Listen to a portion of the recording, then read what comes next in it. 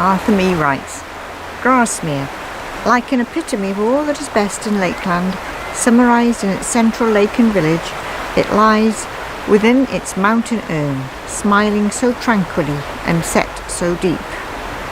It's a shining mirror of the lake with a central island fringed with wood and a green floor of level vale around. Steep hills rising from the rim of a flat expanse till they are crested with rugged rocks. Beauty nestling in the arms of strength. What could be more perfect? Arthur Mee writes about the church. The roughly built church, massive, dark and low, begun in Norman times, made new 600 years ago and changed again in the 14th and 17th century. Though it is not beautiful, its strength and simplicity gives its charm. And it has changed little since Wordsworth sat in its pews, and his description still runs true. Not raised in nice proportions was the pile, but large and massy, for duration built, with pillars crowded and the roof upheld by naked rafters intricately crossed, like leafless underboughs mid some thick grove, all withered by the depth of shadow above.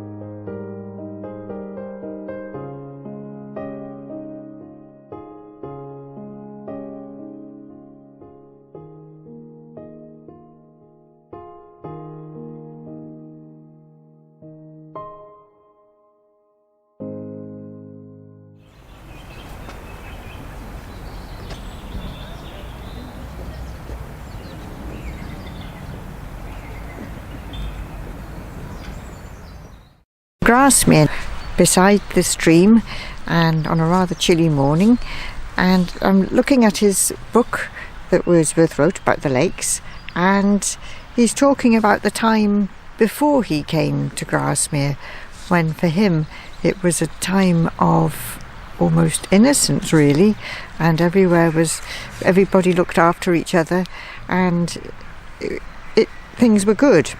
But he also quotes from somebody called Gray, who wrote a journal about his time in the Lake District, and he says Gray concludes his notice of the Vale of Grasmere. Not a single red tile, no flaring gentleman's house or garden wall breaks in upon the repose of this little unsuspected paradise, but all is peace, rusticity and happy poverty in its neatest and most becoming attire.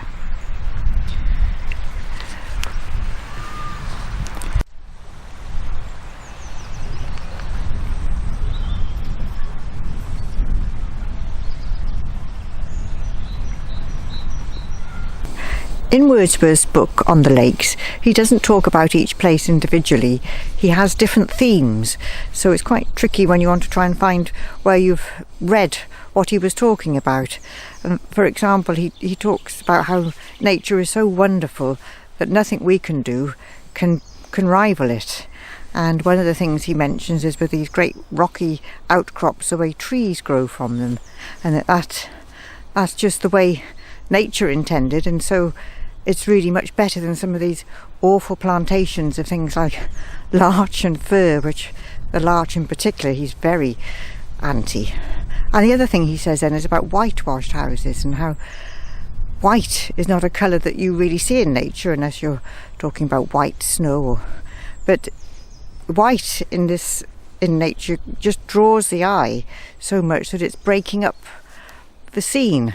And he's talking about the houses then that are whitewashed, even though he does admit that sometimes there's a purpose for it. But it's very striking here with these two big houses whitewashed, how they break up the scene.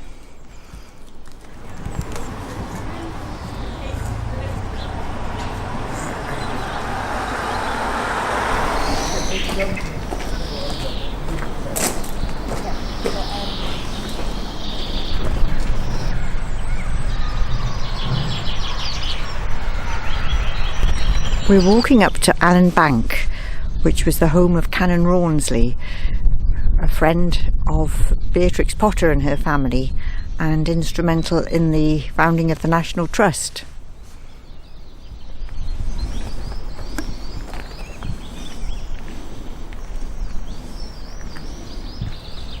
We have a lovely spot here just in front of the house in the warm sunshine looking across to Grasmere. It really is quite an idyllic spot.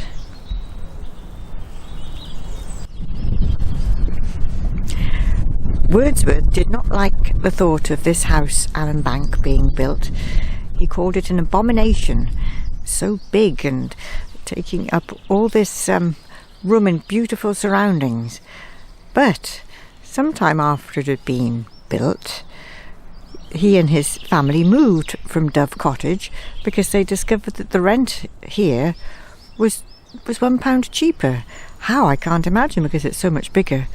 Anyway, he lived here for 3 years, also with Coleridge, who by that time was really addicted to opium, unfortunately, and they had a falling out, and altogether he wasn't too happy here. The other problem apparently was the chimneys. They didn't work very well, so the house was very cold. So they moved after 3 years down to the rectory in Grasmere.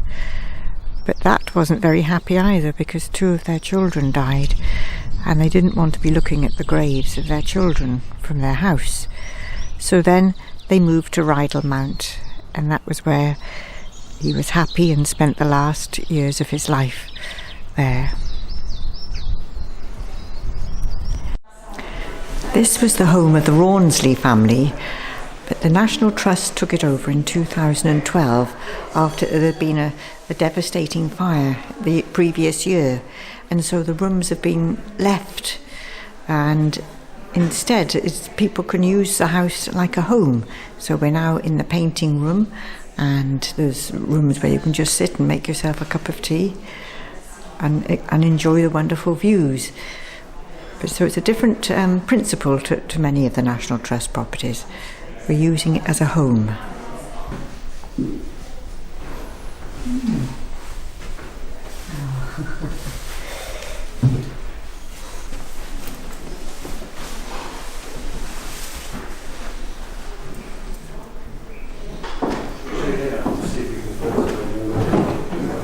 Yes, there are many very nice options.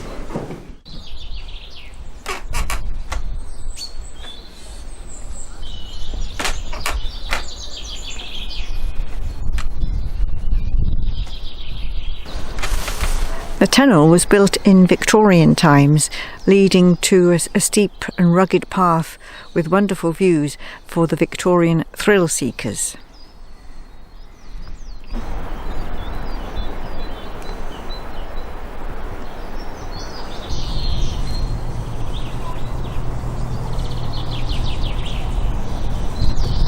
This is the children's potting shed, a good place to sit and take in the view.